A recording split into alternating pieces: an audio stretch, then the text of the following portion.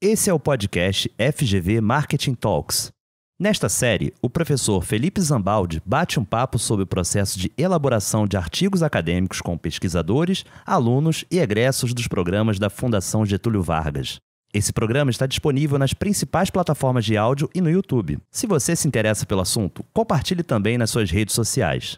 Olá, bem-vindos a mais um episódio do podcast FGV Marketing Talks, por trás do paper. Hoje eu vou conversar com o professor Marcelo Perim, professor do Departamento de Marketing da FGV-AESP, o professor que é doutor em administração pela Universidade Federal do Rio Grande do Sul e é formado em administração e em ciência da computação. Bem-vindo, Perim. Obrigado, Felipe. Olá a todos.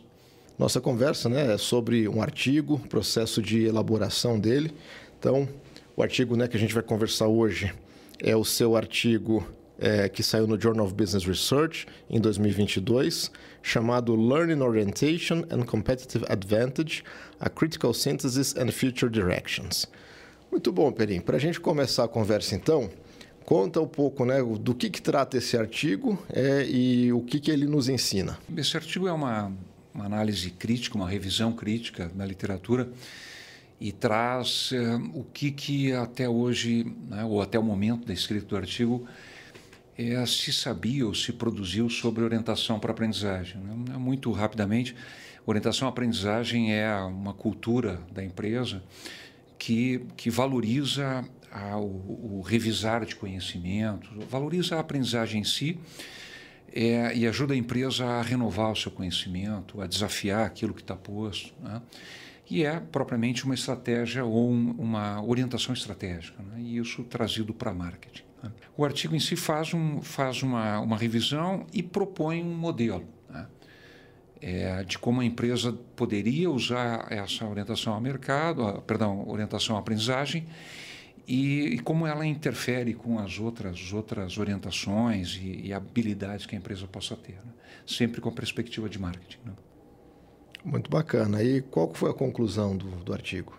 Basicamente que a orientação à aprendizagem, ela sozinha, ela não traz um resultado maior, mas ela potencializa tudo aquilo que a empresa ela tem de valores e de orientações outras, como, por exemplo, orientação à inovação, orientação ao mercado, empreendedorismo.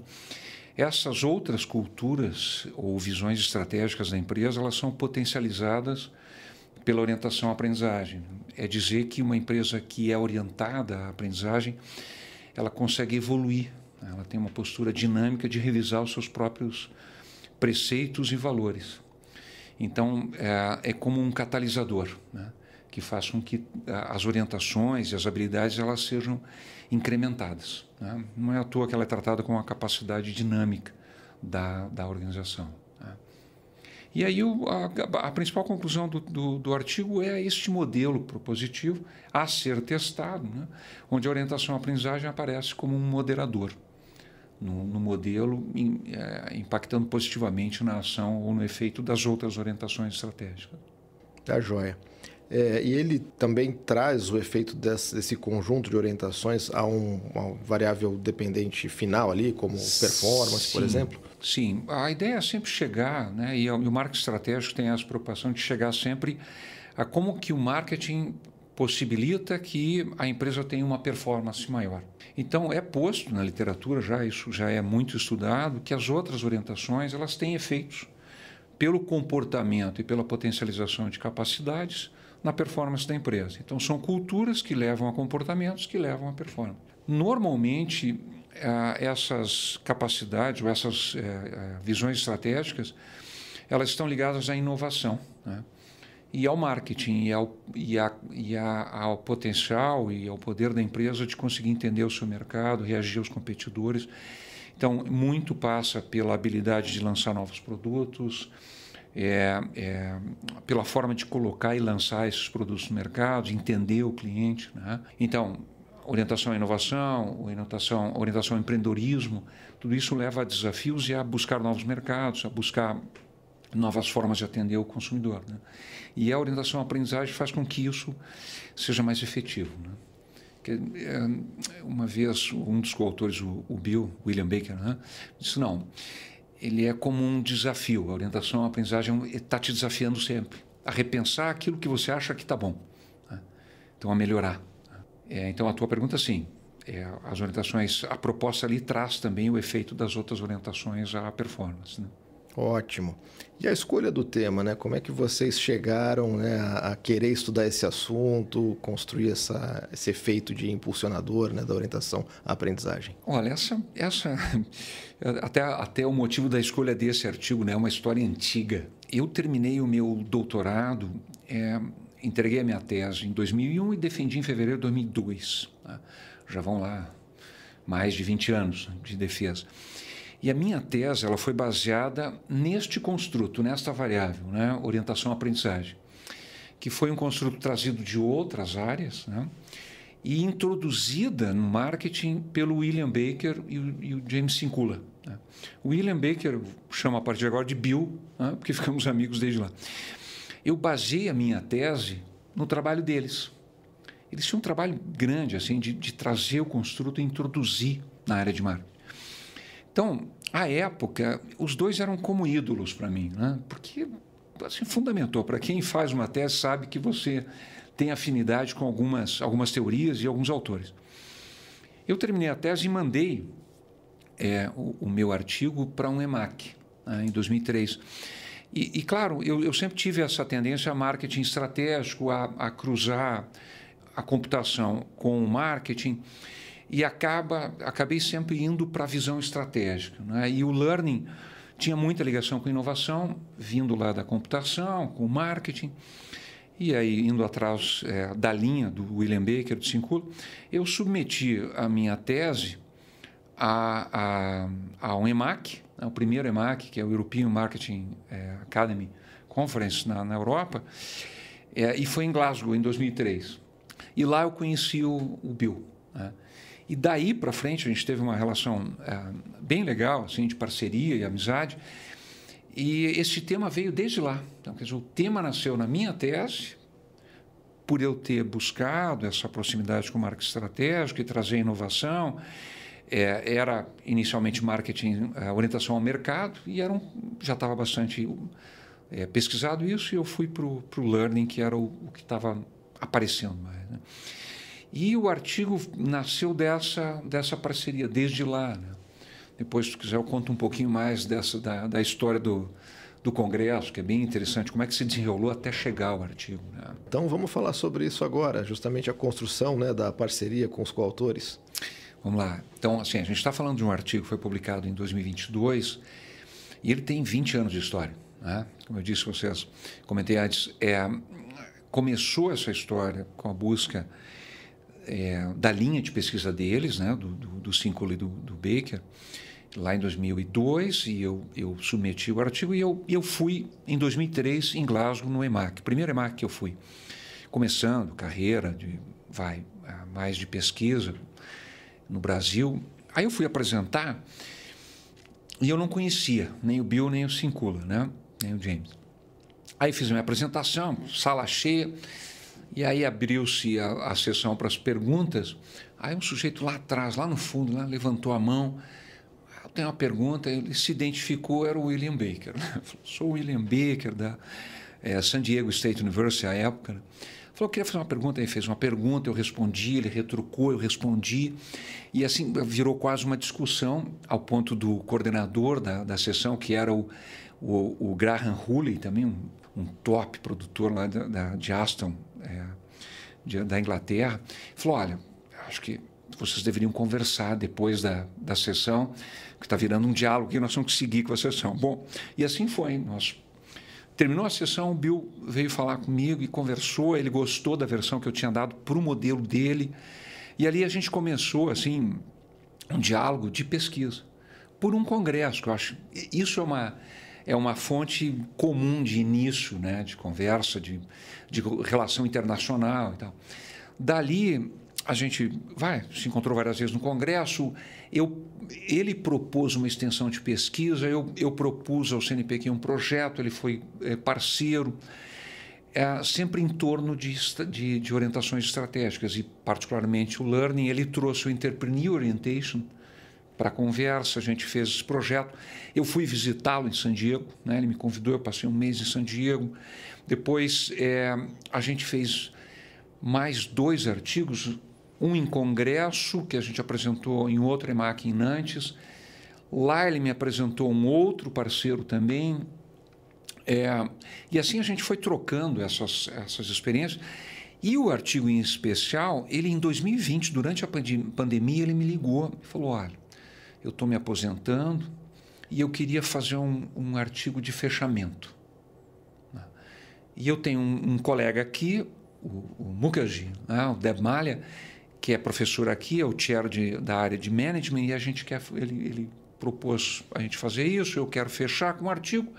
E aí, assim é que houve o convite para eu participar. Eu já estava fazendo muita meta-análise e ele quis fazer uma meta-análise. Só que o que ele queria era a moderação do construto principal. Como ele introduziu ao marketing, ele queria dar um fechamento, né? E aí eu disse para ele: olha, isso que tu queres fazer de moderação na meta-análise vai ser muito difícil, porque é um construto que está dentro dos modelos. Não é um moderador metodológico ou teórico, mas que dê para pegar dos estudos, né? Ele está dentro dos estudos, é mais difícil fazer essa moderação, quase impossível. Ele falou: então vamos escrever uma revisão sistemática. Ele começou a fazer, eu falei: Bill, você está fazendo uma revisão crítica, porque você está escolhendo os artigos, você não está fazendo sistemática. Ele falou: é isso que eu quero fazer.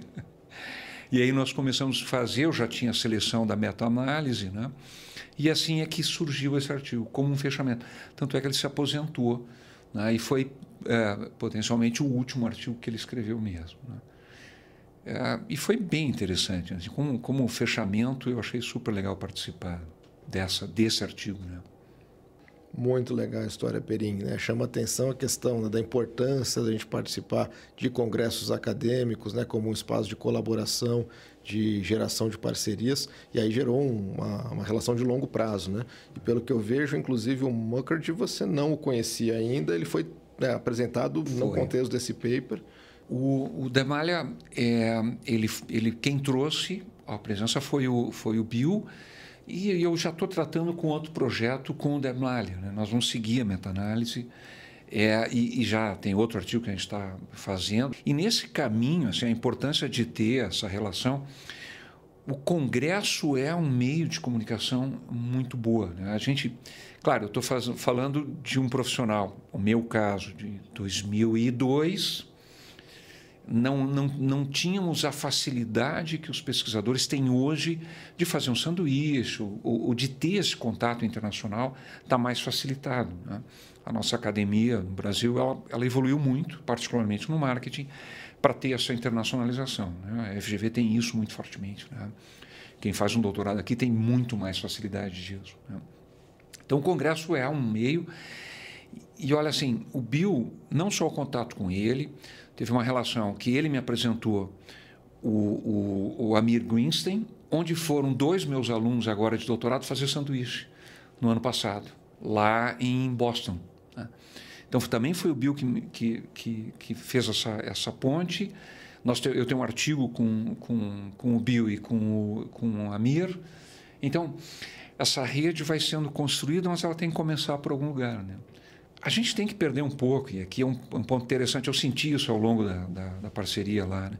A gente tem que perder um pouco esse medo de que os top pesquisadores eles são difíceis de acesso. Não, é gente normal, eles gostam de respostas, gostam de conversar, eles gostam do Brasil.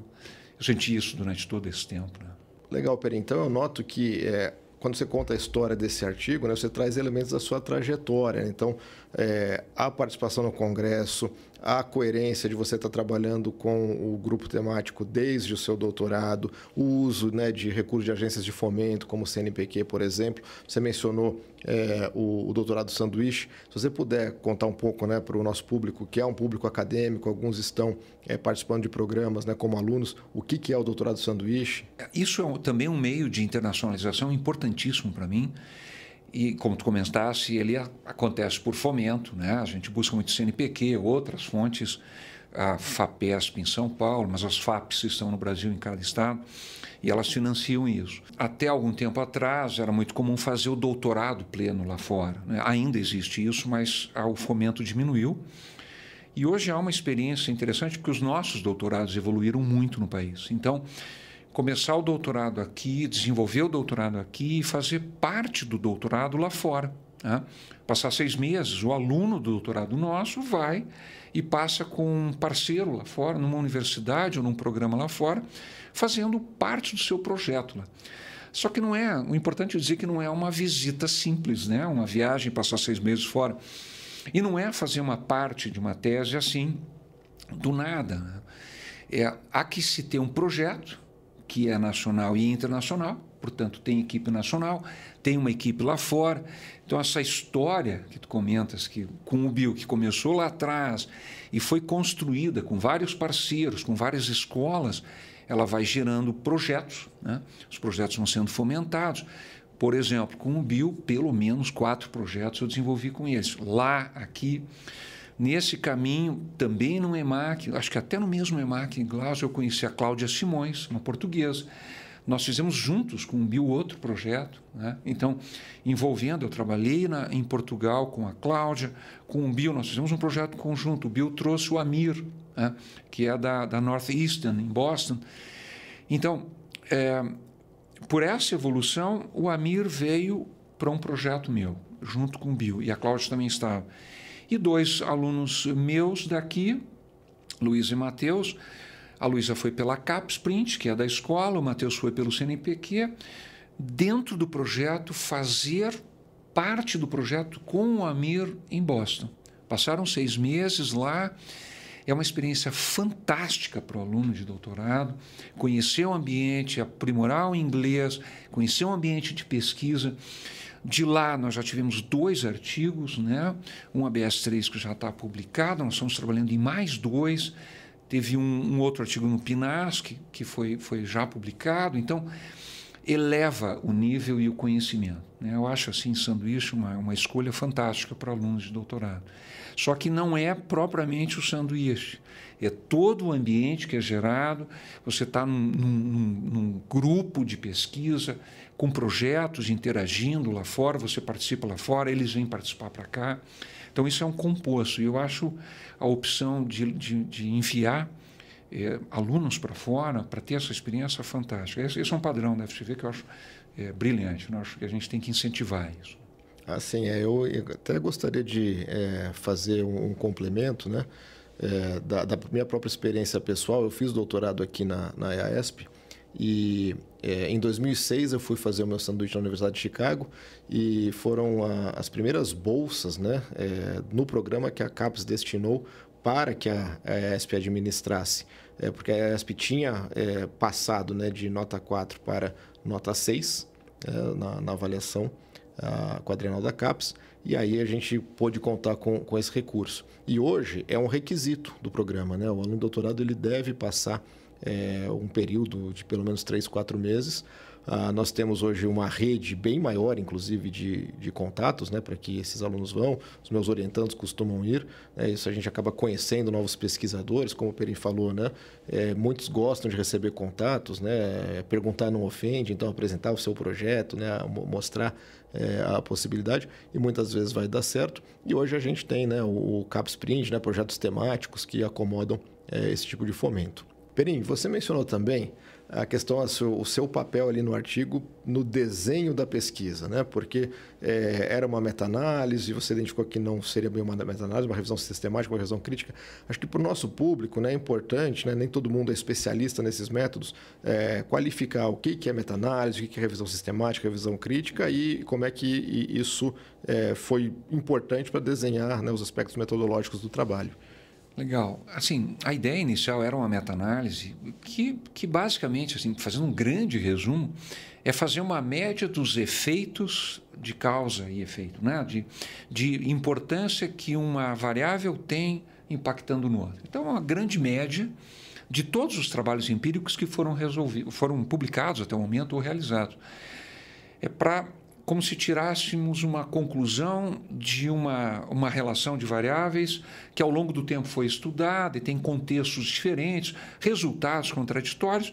Você faz um grande resumo disso e tira uma média e fala, olha, o efeito médio é esse. Existem moderadores que esse efeito pode variar, então a gente tenta identificar e explicar essa variação. Era essa a ideia inicial no projeto. Mas como a moderação específica que o Bill queria era muito difícil de ser realizada, porque a participação dessa variável ela é normalmente dentro do modelo, como antecedente no modelo, e não como moderadora, na meta-análise, metodologicamente, é um pouco mais difícil de fazer isso. Assim, eu diria que até, em alguns casos, impossível de fazer. Mas como o Bill queria fazer um fechamento, a gente discutiu revisão sistemática ou uma revisão crítica. A revisão sistemática é um grande apanhado sistemático, metodológico, e oferece-se um resumo teórico daquilo que foi feito, envolvendo artigos teóricos e empíricos, as conclusões gerais que foram tiradas da teoria, e propõe uma agenda futura, né? Propõe explicações, mas basicamente dizer, olha, para onde que agora temos que ir. Mas o Bill queria mais do que isso. Ele queria dar a opinião dele. Porque ele é um dos expoentes, talvez o maior expoente, o ícone deste construto, dessa variável, orientação-aprendizagem, na literatura. Então, ele tem a capacidade de, mais do que fazer um resumo, fazer uma apreciação crítica, dizendo, olha, eu concordo com isso ou não. Então, fazer um cruzamento de correntes internas com um nível de consideração maior do que a revisão sistemática. A gente debateu isso, eu falei, olha, eu acho que a tua cara é mais a revisão crítica, se tu quer dar essa tua opinião. A minha participação inicial foi pela meta-análise, mas depois, como eu tinha feito muito estudo, né, nós fizemos vários artigos sobre isso, eu publiquei várias coisas sobre isso e fiz vários projetos, inclusive com o Bill, sobre isso. Então, a gente debateu muita coisa. Foi praticamente um debate, né? E o Demalha trouxe uma visão mais de management, né? Aliás, isso é um ponto que depois, se a gente tiver a oportunidade, eu comento. A dificuldade que nós tivemos ao longo dessa relação, né, de poder publicar em marketing ou management. Assim, de onde é o teu escopo, já que você está falando de marketing estratégico, onde é que você está publicando? Então é interessante, eventualmente, a gente discutir também o escopo teórico do artigo. Onde é que a gente publica? Isso, por trás do artigo, também tem esse debate. Perim, muito bom que você puxou isso, porque isso estava no meu radar aqui. Queria só fazer um comentário, né, que esses artigos que muitas vezes organizam a área, e aí nesse caso que ainda se posiciona, eles têm o potencial de gerar muita citação. Isso é importante para qualquer pesquisador. Mas você trouxe essa questão de domínio teórico, né? Então, eu ia fazer essa pergunta justamente porque você é um pesquisador em marketing, que está trabalhando na fronteira com a área de estratégia empresarial, né, que se ocupa muito dessas questões das orientações para o mercado, orientação para o empreendedorismo, orientação para o aprendizado, que muitas vezes muitos pesquisadores em marketing não conhecem esses conteúdos. Você mencionou no começo da nossa conversa, né, a orientação para a aprendizagem como uma capacidade dinâmica, que é um campo de conhecimento da estratégia empresarial, e a estratégia empresarial é uma área que anda lado a lado com o campo de management, né? Então, assim, você está na fronteira, como é que isso se posiciona como uma pesquisa em marketing e também o que o campo de marketing está fazendo nessa área de fronteira atualmente? Esse sempre foi especificamente nesse artigo, mas para mim também sempre foi, ao longo da minha carreira, algo que eu tive que lidar com, né? Pela formação em ciência da computação, por ter trabalhado nisso, por ter me aproximado de empreendedorismo, de inovação, startups, né? Ter trabalhado em parques tecnológicos, mas ao mesmo tempo ter trabalhado muito com consultoria em marketing e ter optado pelo marketing como carreira, depois que eu fiz a especialização em marketing, o doutorado com ênfase em marketing, eu sempre lidei com um nível estratégico, né? com um nível, uma visão mais ampla da empresa. Até pela experiência em ciência da computação, por ter desenvolvido muito software de apoio à decisão e gestão empresarial, eu conheço a empresa por dentro, né? No seu funcionamento interno, né? E de como é que as coisas se ligam, né? E eu nunca tive o marketing como uma área isolada, né? Isso é uma repercussão do marketing no mundo empresarial, né? Todo mundo hoje sabe de marketing, as diretorias todas sabem de marketing, eles têm que saber, a ponto de o próprio CMO, né, o Chief Marketing Officer, tá em perigo, né, como função. Então, para publicar um artigo como esse, não exatamente esse, né, a gente teve um pouco disso, mas a gente mirou direto o JBR, né, porque ele é um journal mais amplo, ele é tido pela Scopus como de marketing, mas é tido como estratégia, como business, ele é amplo e ele é multifacetado. Assim, então, ele não tivemos problema ali. Mas a gente discutiu muito onde publicar, porque nós tivemos um outro artigo, e esse foi com o Amir, né, e o Bill, que tratava de temas semelhantes, mas era empírico, era um levantamento que o Bill tinha feito nos Estados Unidos. A gente foi primeiro a gente tentou Journal of Marketing. Fomos 2 rounds lá pela Santos e falou, isso aqui não é marketing, isso aqui é empreendedorismo, porque tratava de orientação ao empreendedorismo. Aí nós fomos para o Entrepreneur Theory and Practice, que é uma ABS 4 estrelas. Nós ficamos 5 rounds. 5 rounds naquele artigo. Chegou no 5º round, não, isso aqui está muito marketing, isso aqui não é. É o mesmo artigo, né?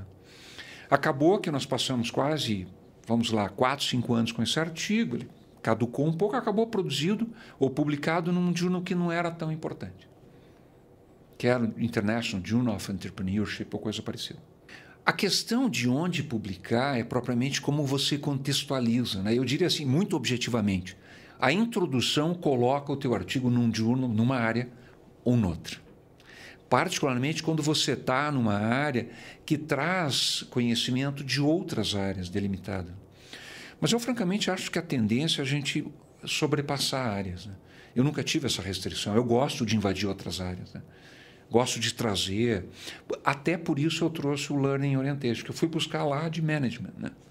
E tem muito de psicologia organizacional. Então, só que você tem que produzir, e alguns journals são muito especializados. Esse conhecimento do que é produzido no journal, eu diria que deve ser trazido logo antes mesmo de fazer o projeto, né? Onde é que você vai fazer o teu projeto e onde é que você vai publicá-lo, né? Qual é o viés que você tem? Porque, afinal, vai ser uma audiência, né, específica, é para quem você quer publicar. Eu gosto de audiências multifacetadas, eu prefiro ter audiências mais amplas e uma audiência mais executiva. A ponto de eu, em algum momento na minha história, alguém já me disse que eu não era mais de marketing. Mas não me incomoda, né? Realmente não me incomoda nisso, e até eu acho interessante porque eu consigo navegar por outras áreas e acho que isso é importante, né? A especialidade em demasia talvez limite a visão de aplicabilidade de algum estudo, né?